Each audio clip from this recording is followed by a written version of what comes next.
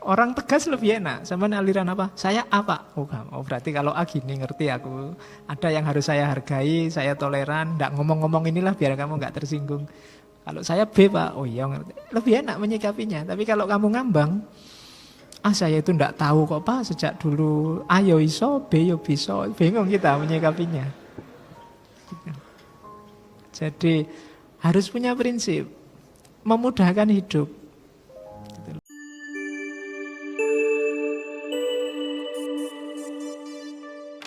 Assalamualaikum warahmatullahi wabarakatuh. Bismillahirrahmanirrahim. Alhamdulillahi rabbil alamin. Assalatu wassalamu ala asyrafil anbiya'i wal mursalin. Sayyidina wa maulana Muhammadin wa ala alihi wa ashabihi ajma'in. Amma ba'du. Bismillah, mari kita lanjutkan ngaji kita. Malam ini kita sampai di sesi terakhir untuk kritik ideologi. Malam ini kita bertemu pelanjutnya Mark Louis Althusser, filosof dari Perancis.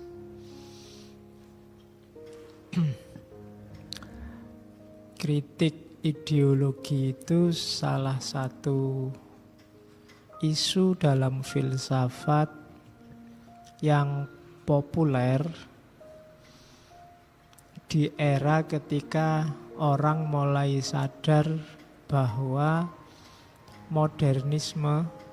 modernitas dengan semua ideologi cara berpikir di baliknya itu banyak mengandung kelemahan-kelemahan. Diawali dari kritik sosial ekonomi versi Karl Marx.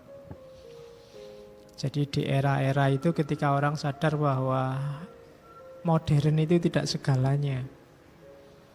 Maju di bidang sains, terus banyak orang kaya, kemajuan-kemajuan materi di sekeliling kita itu tidak segalanya. Kritik-kritik modern sejak Karl Marx mulai mendeteksi adanya fenomena alienasi. Alienasi itu anggapan bahwa manusia terasing dari dirinya sendiri. Ya sama dari kata dasar alien. Jadi bukan manusia. Teralienasi itu berarti kita jadi alien. Kita bukan manusia lagi, kita asing. Tidak kayak manusia. Sama seperti yang dikeluhkan, digelisahkan di Jawa dulu, waktu kita ngaji filsafat kebahagiaan Suryo Mentaram, bahwa yang saya cari cuma satu, nyari manusia. Saya nggak nemu manusia hari ini. Nah, itu kegelisahannya sama kayak era-era Karl Marx. Manusia terasing dari dirinya sendiri. Ya wujudnya kayak manusia sih ada, tapi kemanusiaannya agak dipertanyakan. Ini manusia beneran apa enggak? Kita tersubstitusi ke dalam banyak hal. Nah, itu namanya kritik. Kritik itu salah satu relasi antara manusia dengan bikinannya sendiri. Hubungan manusia dengan ciptaannya sendiri itu kan secara umum ada 4. Ada makom produsen, ada makom konsumen, ada makom pengamat, dan yang keempat ada makom kritikus. Terhadap apa saja? Laptop ini ada produsennya, ada konsumennya, kita ini kan konsumen. Ada pengamatnya. Pengamat itu dia tidak punya, cuma ngamati dari luar, lihat, oh kayak gitu tuh laptop, meneliti, tidak terlibat langsung, itu cuma ngamati. Terus ada yang kritikus. Kalau kritikus itu ya mengamati terus melihat ada kelemahan-kelemahan, terus dia masuk di situ, menunjukkan disitulah ada kelemahannya. Nah, itu relasi manusia dengan produksi. Terhadap apapun kalian begitu sebenarnya kalau hubungannya sama manusia. Jadi sekali-sekali coba kita introspeksi makom kita ada di mana. Oke, malam ini kita ketemu Louis Althusser, filosof Perancis. Kontribusinya besar dalam kajian ideologi. Dia melanjutkan gagasannya Marx, sekaligus mengkritik Marx, kemudian memproduksi gagasan baru tentang ideologi.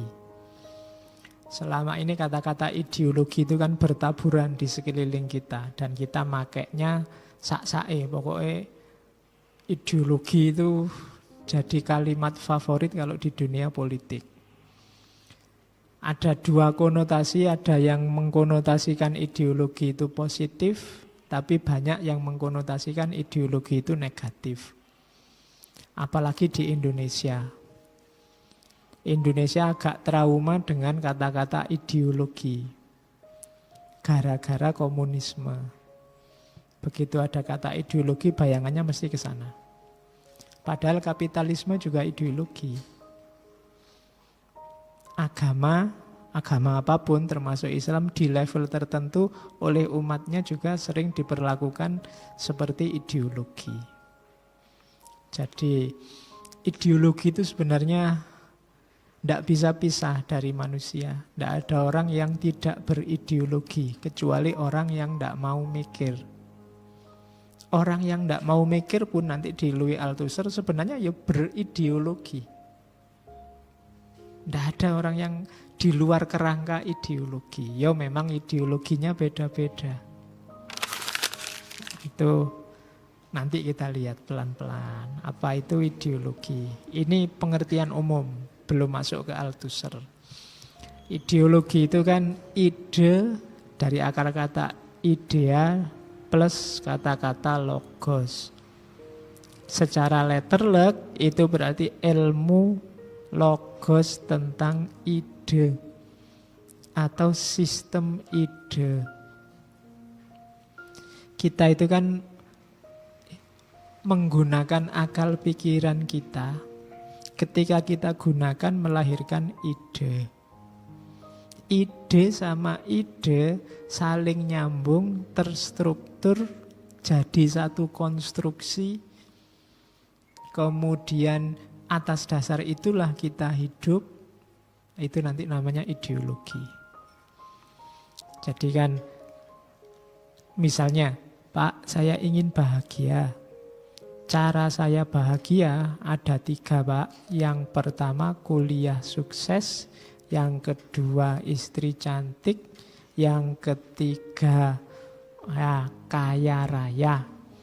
Untuk bisa kuliah sukses, saya akan melakukan 3 hal. 1, 2, 3. Untuk dapat istri cantik, strategi saya 1, 2, 3.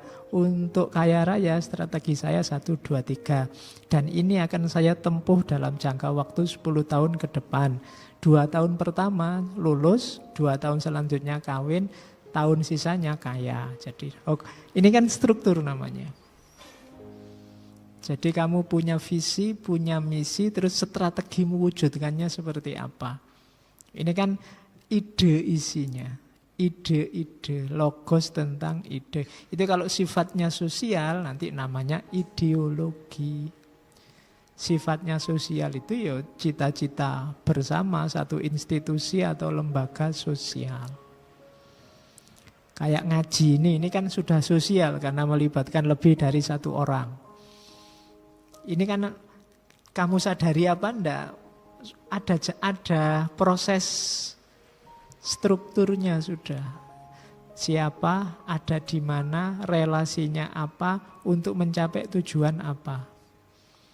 Dan ini terus kita ikuti tiap hari, diulang-ulang proses ini begitu demi tujuan itu.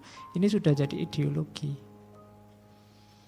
Ya meskipun kamu tidak harus nulis buku judulnya ideologi ngaji filsafat gitu. Tapi strukturnya sudah struktur ideologis. Apalagi kalau kemudian kita patenkan harus begini. Nah itu sudah jadi ideologi. Ya ideologi nanti ada yang tertutup, ada yang terbuka.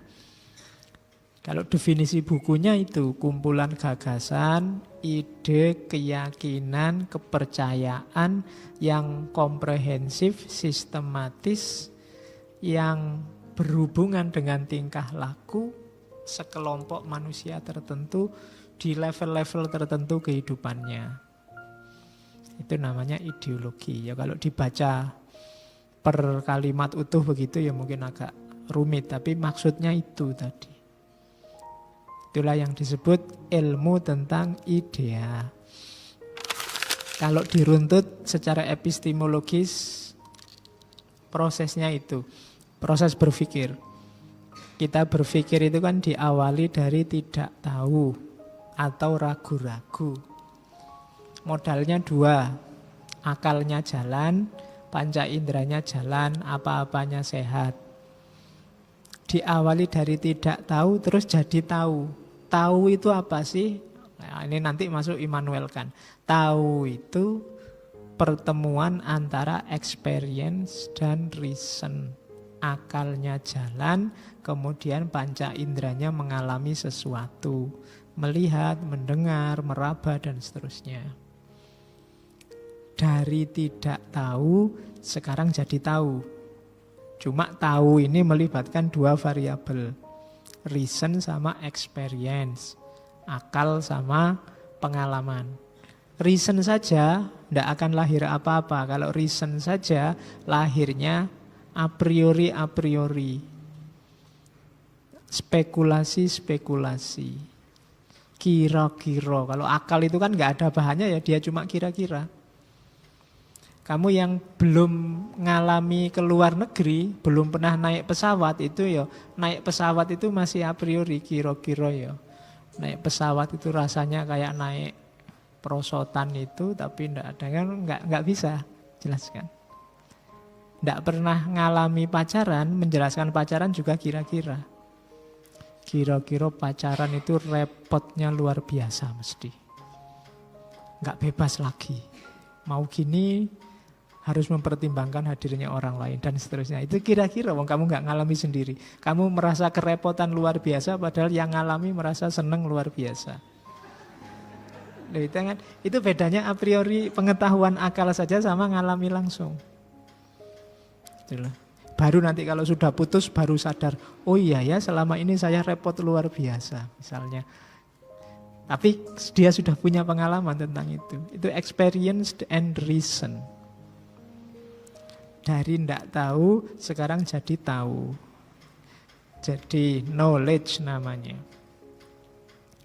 Oke, terus ya selain knowledge, di situ saya kasih strip hijau itu kadangkalanya bukan pengetahuan yang lahir, tapi kepercayaan. Belief. Belief itu ya experience sama akalnya jalan, tapi tidak nemu kesimpulan pasti. Akhirnya masuknya ke level kepercayaan. Tapi aku percaya kok. Karena dikasih tahu orang. Karena pengalaman kemarin begitu, sekarang pasti juga begitu. Itu namanya kepercayaan. Selain knowledge ada kepercayaan. Nah, knowledge, pengetahuan yang itu persilangan antara realitas, pengalaman dengan akal.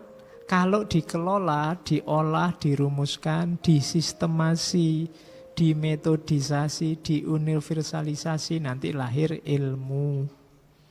Ilmu itu sudah tertib, sudah tertata. Ada pengetahuan sosial, ada ilmu sosial. Kalau sudah levelnya ilmu itu rumusannya sudah rapi. Ada definisinya, ada ciri-cirinya, ada ontologi epistemologinya. Ya meskipun kalau di Indonesia kata-kata ilmu ini kan umum. Ilmu santet, ada ilmu santet. Oh itu kalau sains itu harus dijelaskan detail. Definisi santet apa, ciri-ciri santet apa, kemudian ontologi santet, aksiologi santet. Itu jadi tertib isinya. Kategori santet, ada kategori A, kategori B, ada santet. Nah, bisa gitu. Tapi kalau sudah terstruktur rapi, bagannya ontologi epistemologinya jelas, dia sains. Ilmu nyopet, nah, itu beda lagi. Kan sekarang ada itu, ayo tak ajari ilmunya nyopet. Copet bisa ilmu. Jadi yaitu mungkin levelnya belum ilmu, baru knowledge atau paling tidak itu teknik. Teknik nyopet, teknik nyantet dan seterusnya. Jadi dari knowledge jadi sains. Sains ini jadi ilmu. Kalau banyak yang setuju, kemudian dipakai oleh banyak orang, dijalankan oleh banyak orang, dijadikan patokan, pedoman oleh banyak orang, dia jadi worldview, paradigma. Jadi paradigma itu ya isinya visi, misi, wawasan. Dari mana? Dari ilmu. Saya Islamnya, worldview saya Syafi'ian, itu mungkin. Dulunya dari sains, dari ilmu yang dirumuskan oleh Imam Syafi'i. Sekarang jadi paradigma keberagamaanku. Nah, itu paradigma. Disepakati banyak orang. Nah, sains yang paradigmatik tadi, itu kan isinya visi-visi, wawasan-wawasan tentang hidup. Kalau dia kemudian dirumuskan detailnya, untuk menuju ke sana, yang harus saya lakukan ini, yang tidak boleh saya lakukan itu. Yang saya lakukan itu tahapannya ada 3, ada juknis detailnya untuk menuju itu, apa yang boleh dan apa yang tidak boleh, itulah nanti namanya ideologi. Jadi pengetahuan di kepalamu itu coba dicek levelnya tidak tahu atau tahu, atau naik kelas sudah jadi ilmu, atau lebih luas jadi paradigma, atau sudah ada praksisnya dia jadi ideologi. Sosiologi misalnya, itu kan komunisme misalnya, itu kan awalnya wawasan-wawasan sosial. Situasi sosial di mana kelompok borjuis menindas proletar dan seterusnya. Terus di akhir dirumuskan harusnya menghadapi itu yang dilakukan ini loh. Taklukkan dulu orang borjuis, lakukan revolusi. Setelah itu yang proletar naik menguasai, lahirlah diktatorship proletariat. Setelah itu lahir masyarakat tanpa kelas. Juknisnya jelas. Ini disebut ideologi. Jadi ya mungkin semua aliran, semua gaya yang sampai ke level teknis terakhir tadi, dia punya sejenis ideologi. Yang harus dilakukan apa, yang jangan dilakukan apa.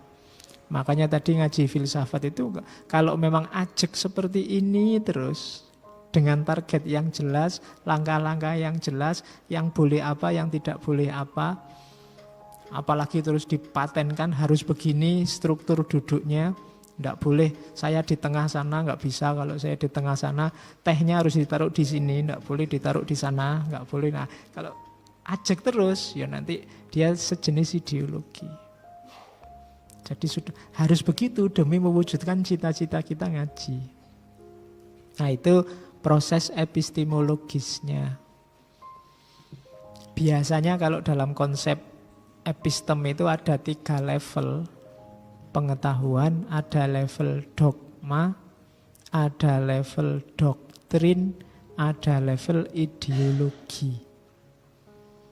Kalau dogma itu gagasan atau ide yang dipercaya sebagai pasti benar begitu saja.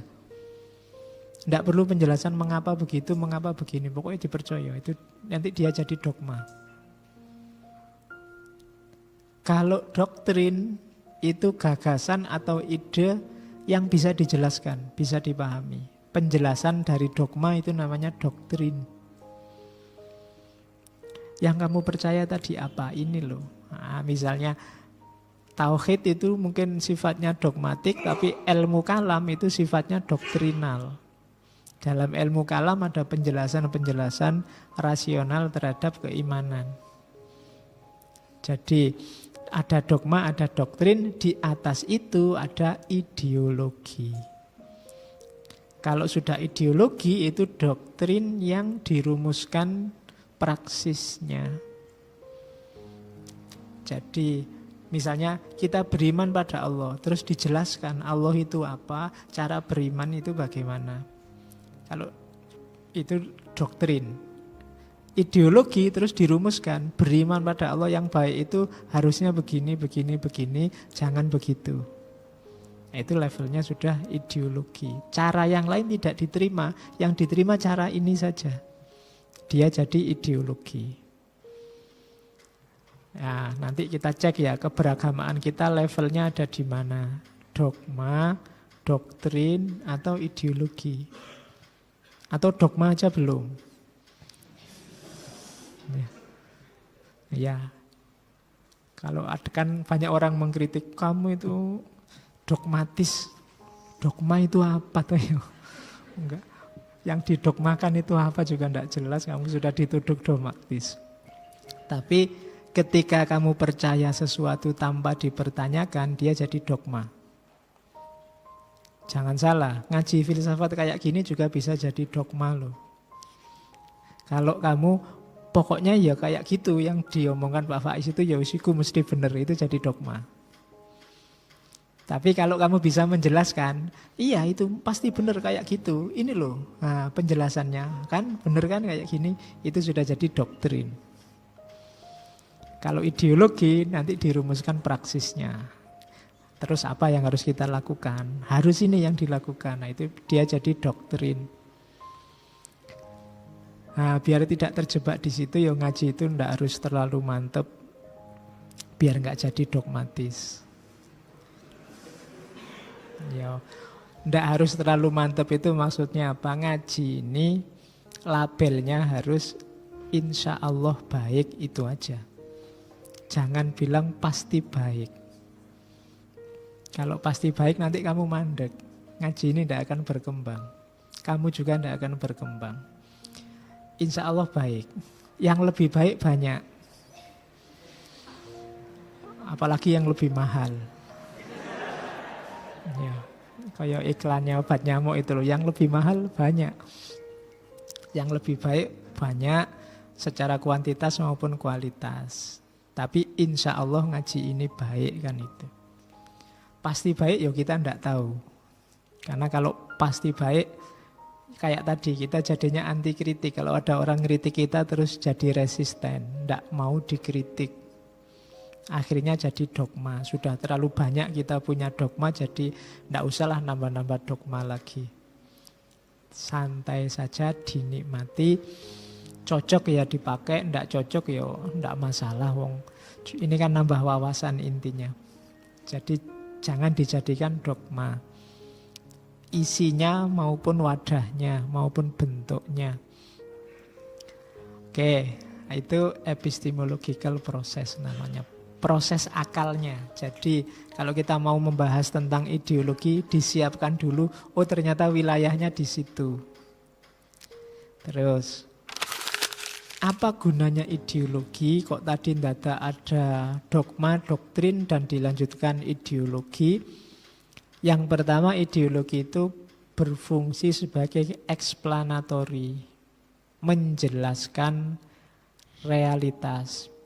Biasanya untuk dunia politik, sosial. Kadang-kadang juga berfungsi evaluatif, mengevaluasi. Yang baik itu gini loh, berarti yang kayak gini nggak bagus. Itu fungsi evaluatif. Kalau fungsi explanatory, realitas itu berjalannya semacam ini. Jadi kita harus melakukan ini biar cocok sama kenyataan. Itu fungsi explanatory. Masyarakat itu tertindas loh. Jadi kita harus berjuang membebaskan mereka. Ini loh ketertindasannya. Itu ideologi biasanya. Explanatory. Kalau evaluatif, mengevaluasi sebelumnya. Terus orientatif. Orientatif itu mengarahkan kita harus kemana, apa yang harus kita lakukan, kemana kita harus melangkah, itu orientatif. Dan yang keempat, programatif. Programatif itu biasanya terstruktur. Saya tadi bilang step by step, langkah kita pertama kemana, terus harus melakukan apa. Di step yang pertama apa saja yang harus ada, itu namanya programatik. Ya nanti kalau teman-teman baca Marxisme awal atau Marxisme muda dan tua sekaligus, nanti akan kelihatan bahwa untuk menuju masyarakat komunis itu ada program-programnya ternyata. Kapitalis juga begitu, untuk mempertahankan status quo-nya dia ada strategi-strategi, ada program-program. Itu namanya programatik. Jadi menjelaskan atau mendidik, mengevaluasi atau mengorientasi atau bikin program. Ini fungsinya ideologi. Terus saya tadi bilang we all have one. Setiap orang punya ideologi. Suka tidak suka. Ketika kamu punya prinsip-prinsip hidup dan prinsip itu kamu wujudkan dalam praksis hidupmu sehari-hari, sebenarnya itu sebentuk ideologi. Tidak mungkin ada orang yang tidak punya sama sekali ideologi, meskipun orang desa tidak iso mikir, tidak ngerti internet, tidak ngerti laptop, pasti dia punya prinsip-prinsip hidup yang jadi pedomannya dia untuk melakukan sesuatu, jadi orientasinya. Itu ya sebenarnya ideologi membuat hidup kita lebih mudah. Tanpa ideologi orang akan, yang pertama itu relatively disoriented. Dia akan disorientasi. Kalau kamu tidak punya prinsip dalam hidup, kan kamu ngambang. Mau kemana, untuk apa, selanjutnya bagaimana, kamu tidak jelas. Kira-kira kamu pengen jadi apa besok?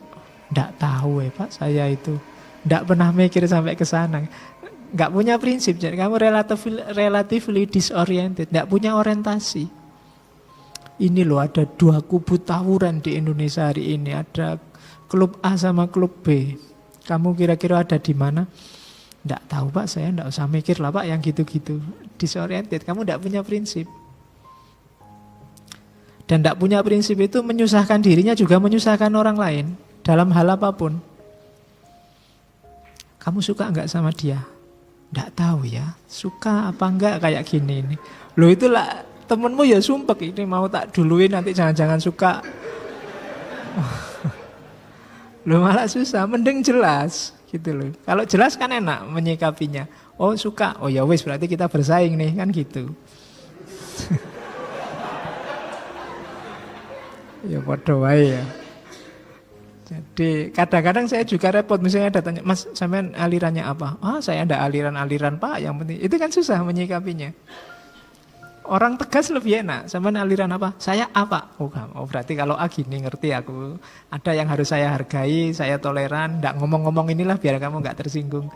Kalau saya B Pak, oh iya ngerti. Lebih enak menyikapinya. Tapi kalau kamu ngambang, saya itu nggak tahu kok Pak sejak dulu. A yo iso, B yo bisa. Bingung kita menyikapinya. Gitu. Jadi harus punya prinsip. Memudahkan hidup. Gitu loh. Bahwa prinsip kita salah, ya nanti kan ada yang mengingatkan atau waktu kita evaluasi bisa diperbaiki. Harus punya ideologi, relatively disoriented. Atau yang kedua, kalau kita tidak punya ideologi, susah kita menghadapi hidup. Apa-apa bingung, ada fenomena-fenomena baru, jawabmu susah. Harus bagaimana? Tiba-tiba ada fakta A, tiba-tiba ada fakta B, tiba-tiba ada fakta C. Orang yang kamu kagumi tiba-tiba terbukti tidak beres, tiba-tiba kawin lagi. Atau tiba-tiba korupsi, atau tiba-tiba. Loh, ketika menghadapi ini kan, kalau kamu punya prinsip enak. Tapi kalau enggak ya kamu akan bingung. Itu gunanya ideologi, menghadapi perubahan-perubahan besar misalnya. Ini partai platformnya beda-beda, tapi kok bisa koalisi, itu kan fakta mengagetkan.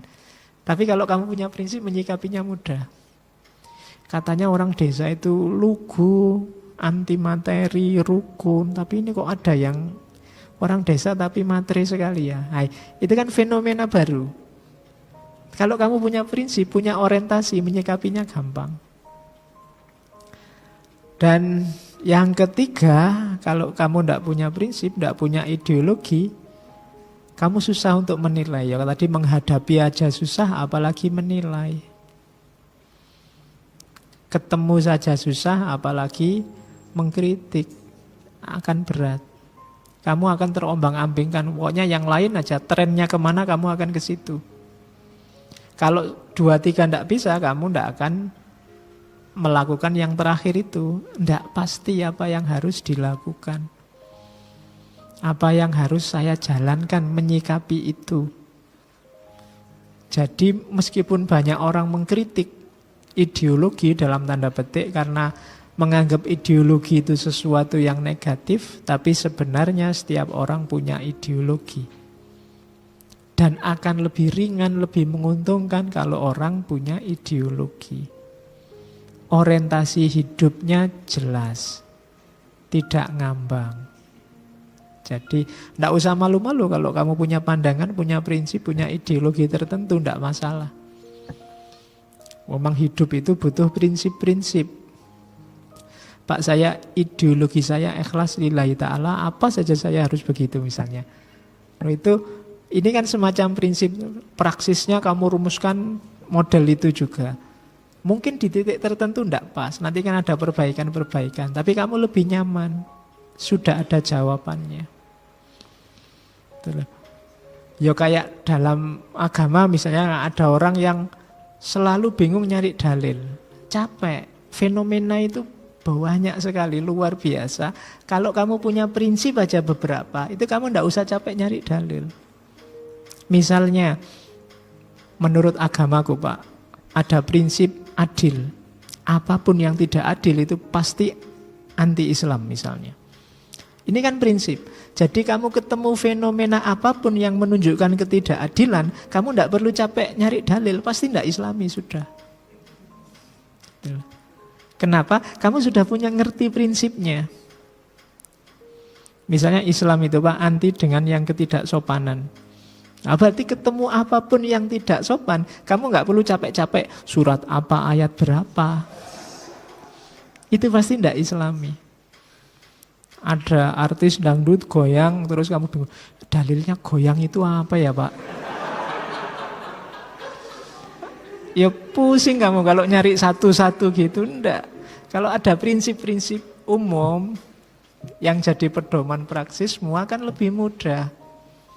Daripada kamu capek waktumu untuk satu demi satu masalah kamu pikirkan. Ketika kamu punya prinsip kan gampang. Misalnya kamu punya prinsip, pokoknya kuliah nomor 1, pacaran nomor 0. Ya. Loh itu kan enak, ada prinsip. Kalau urusan kuliah kok tabrakan sama pacaran, ya didulukan yang atasnya. Yang pacaran kan nomor 0. Itu kan enak, kamu nggak perlu capek-capek menganalisis. Gitu loh. Kalau kamu tiap hari ada masalah kamu analisis satu-satu, waktumu habis. Jadi begitu ada tabrakan, sebentar. Dalam hidupku kalau tabrakan urusan ini sama ini, tadi janjinya tak nomor satukan ini, ya sudah. Jadi enggak perlu diskusi lama-lama. Nah itu pentingnya ideologi. Jadi kita semua, saya ingin menghindar Pak dari itu. Saya tidak mau ideologi-ideologinan. Itu juga sejenis ideologi. Jadi saya nggak mau punya prinsip apa-apa. Itu juga sejenis ideologi tapi merepotkan. Ya, kamu karena ketika tidak punya prinsip apapun, ya setiap satu masalah kamu diskusi, satu masalah kamu diskusi. Habis waktunya. Misalnya urusan makan aja. Makan itu pokoknya Pak, saya prinsipnya satu yang terjangkau oleh kantong. Itu kan beres, selesai. Jadi meskipun ada restoran mewah luar biasa, kamu tidak perlu mikir di situ ndak ya makannya, ndak usah. Mesti ndak nyampe, jadi ndak perlu dibahas. Kan gitu. Lebih simpel gitu loh. Oke. Terus. Nah, di level sosial itu tadi kan saya contohnya banyak individual. Di level sosial dalam praksisnya ideologi sering gandeng dengan revolusi. Kenapa begitu? Ya karena arena publik, ruang sosial itu tempat kontestasi antar ideologi. Ideologi yang mapan ingin mempertahankan diri, ideologi tandingan ingin ganti posisi. Itu yang terjadi sehingga dekat sekali istilah ideologi ini dengan revolusi. Setiap ideologi berusaha untuk membentuk dunia sesuai versinya. Yo kayak kamu misalnya Tan, yang satu ruang sosialnya bikin kecil aja ya, misalnya kamar kosmo. Yang satu uangnya ndak cukup jadi merasa lebih enak masak sendiri. Yang satu masak itu merepotkan, lebih simpel kalau beli di luar. Oh, ini kan dua prinsip yang berbeda. Yang satu masak, yang satu ingin keluar. Ini kan kontestasi, siapa yang menang.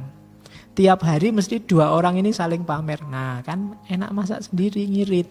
Yang satu, oh enak beli, enak tau daripada kamu masak sendiri ndak enak. Itu kan kontestasi. Itu pinginnya nanti temannya ikut dia. Itu biasanya modelnya begitu. Kamu akan lega luar biasa kalau temanmu, bener ya, lebih enak masak sendiri. Kamu yang masak sendiri, ya kan sudah dibilangin dari tadi. Atau yang satu yang bilang, ternyata memang enak beli, tiwas capek juga sekarang apa-apa mahal, mending beli. Yang kamu tadi beli di luar jadi lega. Dunia sosial besar kayak negara juga begitu. Semuanya kontestasi ingin menang ideologinya. Jadi nggak usah kaget, Pak kok ada ya organisasi yang ideologinya beda sama yang kita sepakati. Ya pasti ada. Ndak dulu, ndak sekarang.